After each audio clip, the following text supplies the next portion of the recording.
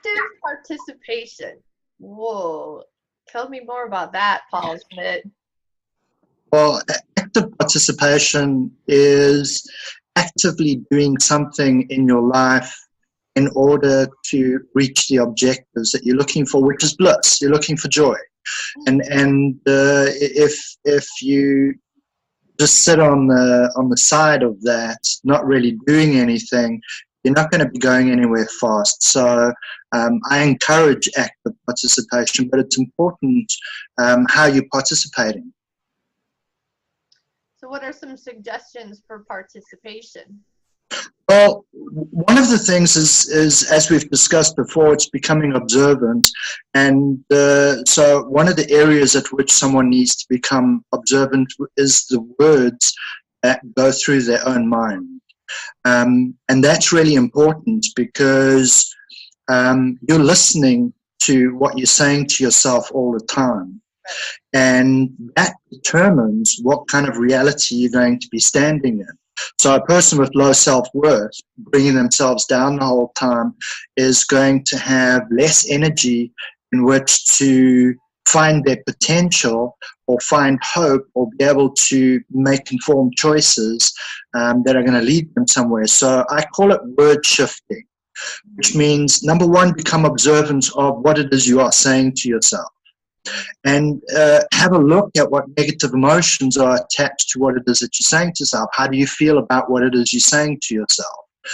When you become observant, you can change something. So the moment you can acknowledge something is the moment that you're able to redefine it. So what would word shifting be? Word shifting would be something like this. I don't feel really great about myself. I keep getting things wrong. And straight away inside me, if I'm using those words, I'm feeling the negative association to them. So I'd rather make it a little bit lighter in terms of saying, I don't always get things right, but I have the ability to do better. Nice. Now what's actually happening is we're shifting the words. So we're not ignoring the fact that there's an obvious truth that you don't feel so great about yourself. But what we're doing is we're adding into that something that's more positive, something that's going to end that sentence with a positive emotion. In other words, that made me feel good. I can do this. I have the ability to rise up. And so as you start saying these things, straight away your energy levels are going to shoot upwards because positive emotions actually give you energy. Negative emotions take them away. So word shifting is ultimately very, very important, but it's a very personal thing that you have to do. It's introspective. It's the ability to spend a little bit of time observing what it is you're doing and how you're feeling about that. And then spending a bit of time saying, well, what would be better? And as we've discussed before, preferences are key because often we leave those out when we're not feeling so good. So you would think, well, what was my preference? I'm not feeling so great about myself. I prefer to feel good. Yeah.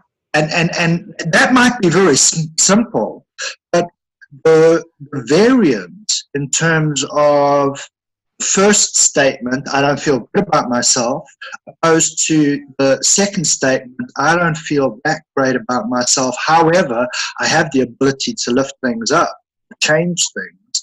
Now, vibration is higher. When the vibration is higher, positive emotions attached, you left with energy. That's the difference. One's taking it away and one's putting it in. Yeah, and we're sometimes left with the, oh, when you say negative, that goes into your subconscious, and your subconscious is what, runs majority of you, la, la, la. And this is so different. I love how you're framing this into vibration and what gives us energy and what doesn't. That's what I love about your work, Paul. 100% correct. But here's the other thing. We are creatures of habit. Yeah. So it's quite easy to fall into a rut of, yeah, I'm no good, I'm not doing that well, things aren't going my way.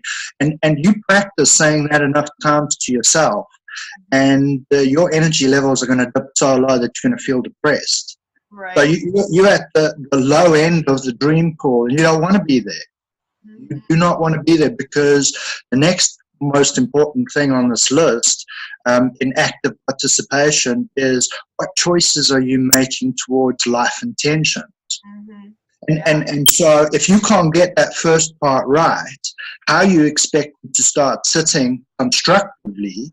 making informed choices, saying, okay, well, what's my life's intention? Mhm. And And, and, the idea of false humility kind of popped up for me when you were talking about the words we use. Sometimes it's even cultural. Like if you don't diss yourself, then people aren't going to like you. In Australia, I believe it's called the poppy syndrome. And right, so if you think positively about yourself, nobody's gonna like you. They're gonna say you're, all about yourself. And it's a cultural thing too sometimes. yeah, very much so. Very Interesting. much so. We pick up on what other people say. So if you're around a negative person all the time, it's not long before you're starting to have that same sort of attitude.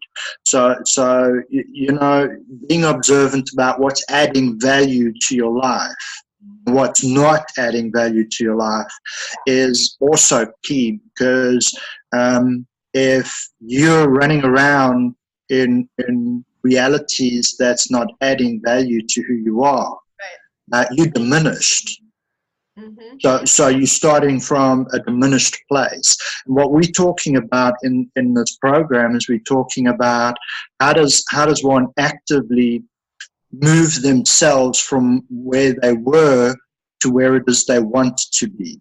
Yeah. And whilst that's a very simple way to phrase this, not the easiest process under the sun, especially if you don't have the guidance in terms of looking at the appropriate things that need to change, which there's a whole range of things that need to change.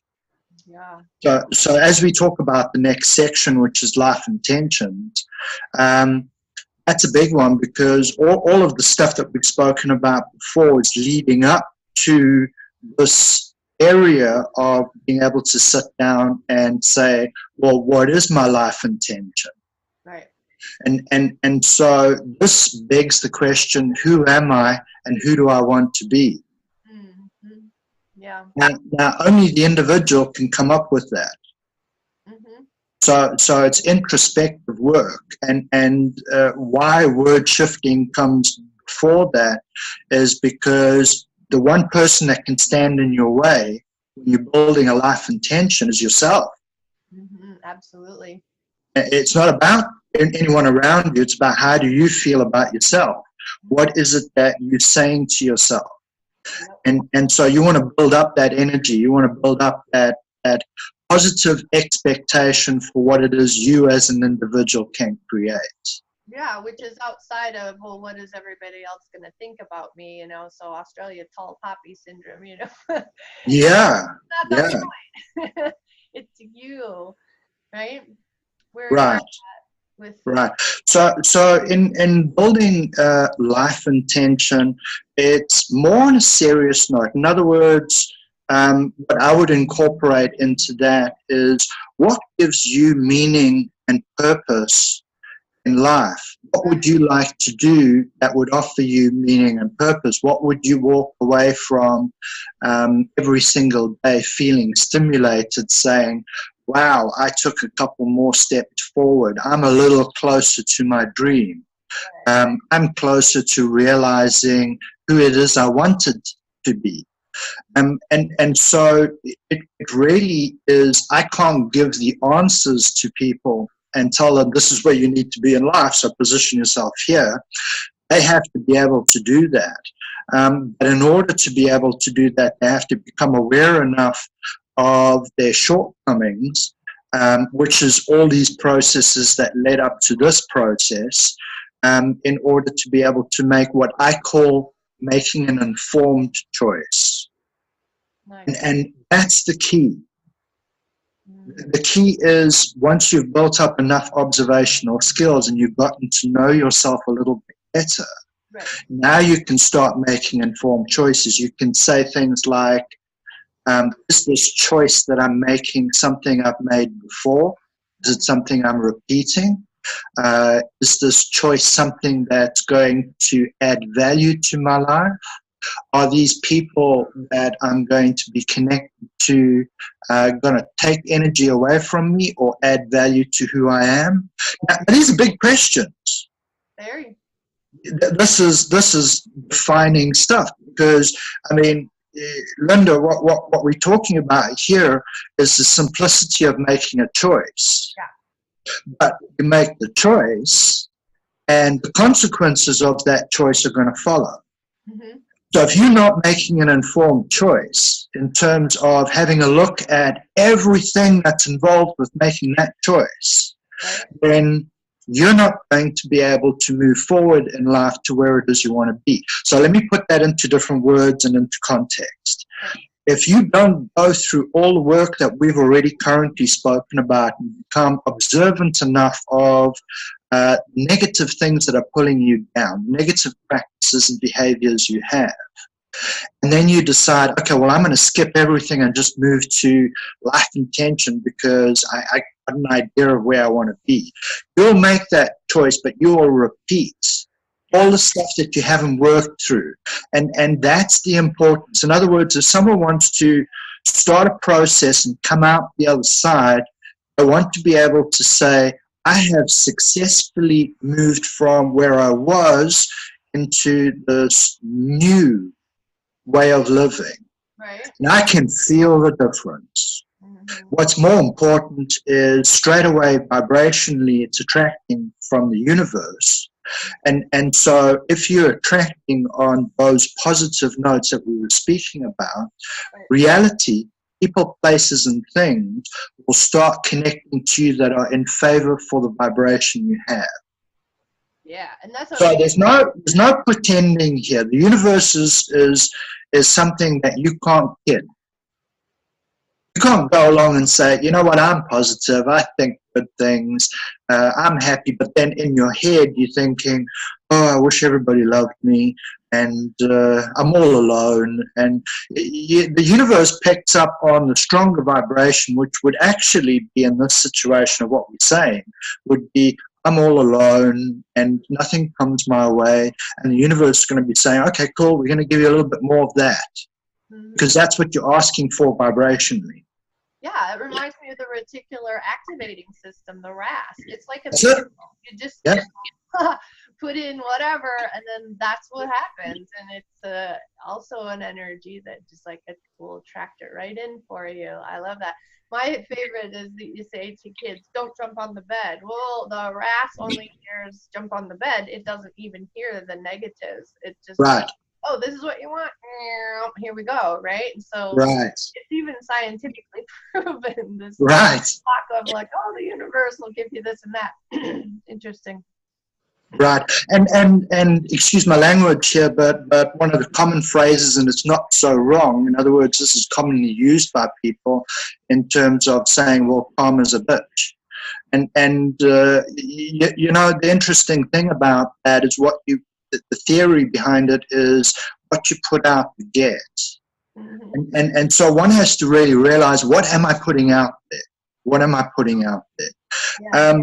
But what I want to do in this conversation is just take us one rung higher. In other words, we're having a look at the big picture, and so we're going through each step. But as you go through it, pictures are actually getting bigger and bigger. Because life intention is about physical intention. In other words, me as a physical being, what do I think I am? Who do I want to be? How do I want to present myself to the world? And that's physical. Now let's take it one rung higher. Let's add in soul intention. Okay? So you come here with the soul. Soul is consciousness. And so this is where I come into what I call core intention. Core intention is the very reason that you're living. Mm-hmm. In other words, from a spiritual point of view, you decided to come through and have this physical experience as whoever you are, as you, Linda, as me, Paul. Mhm. So we decided this. But when we came here, we were like blank slates. And all we got to see was the contrast of reality. In other words, whatever we could see with our eyes, taste, feel, touch, smell, that was senses that we had. And as we started looking at that from our personal point of view, Mhm. we started determining from a personal point of view who it is and what it is we want it to be. But now, everyone thinks that's a physical manifestation of being alive.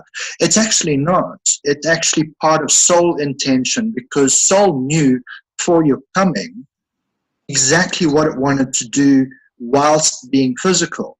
So it's kind of like a hidden intention, something you discover along the way. But the reason why it's so-called hidden is because you have to go through experiences in order to choose who it is you want to become that gives you meaning and purpose. Mhm. So Yeah. you don't just wake up as a baby and say, oh, I know exactly what I want and this is where I'm going. What actually happens is you live through all these experiences, and through your preferences, you're choosing all the time what it is you would prefer, until one day you get to that awakening stage where you say to yourself, well, what gives me meaning and purpose? Mhm. Now you're starting to get to core intention. Mhm. Because the moment you're looking for meaning and purpose, you're talking about a more spiritual life. Mhm. In other words, that connectedness to your spiritual side. Right. And it's part of the process of living. Everybody living life normally reaches their soul intention unless they're distracted by something physical. And when I say distracted, let's say someone picks up an addiction to heroin, and they decide, okay, I'm gonna keep following this addiction because it's making me feel good. Right. Unfortunately, you can't reach core intention from that position, Right. because what you're doing is you're compensating with something that's in reality in order to induce a feeling within yourself. And so it's not a natural feeling. So a heroin addict could die without having fulfilled their core intention. Mhm. Yeah. And so what I'm saying is that not everybody gets to the core intention, but it's what you want. If you want to know what this is for you, then you tap into your core intention. If you want to tap into core intention, become aware of yourself enough to know whether you are living a spiritual and fulfilled life. Mhm. And that would be having far less negative emotion in it. So your negative emotion, as we've spoken about so often, that negative scale, is where you get determined how far up that scale you are. How close to your core intention are you? Right. Because the less negative emotion you have inside of you, the closer you are towards that intention. And Yeah. that's a lasting thing. We're not talking about a day where you're feeling all positive and wild. We're talking about, constantly waking up every day and saying, you know what, I feel pretty much at peace with myself. I'm happy with who I am as an individual. I love the direction I'm taking in my life. Yeah. Those are the things that you want to have going for you in your life, because now you're on that path. Now, how they always say, find your path. You have to seek it. Yeah, and I like how you referred to it as sort of like an awakening. And the thing is, excuse me, when you look back at it, it's like, oh yeah, I've done that all my life, and there's a thing called why coaching. It's not Simon Sinek's work. And it's like my why is to make sense of things. And as I look back in my life, yes, I have always done that. And whatever your core intention is, it's what you can monetize, because it is what you have woken up to. And everybody else is like working it, they're remembering. And if they're not remembering it, then they're going to pay you to help them remember it. Right, I love that. right.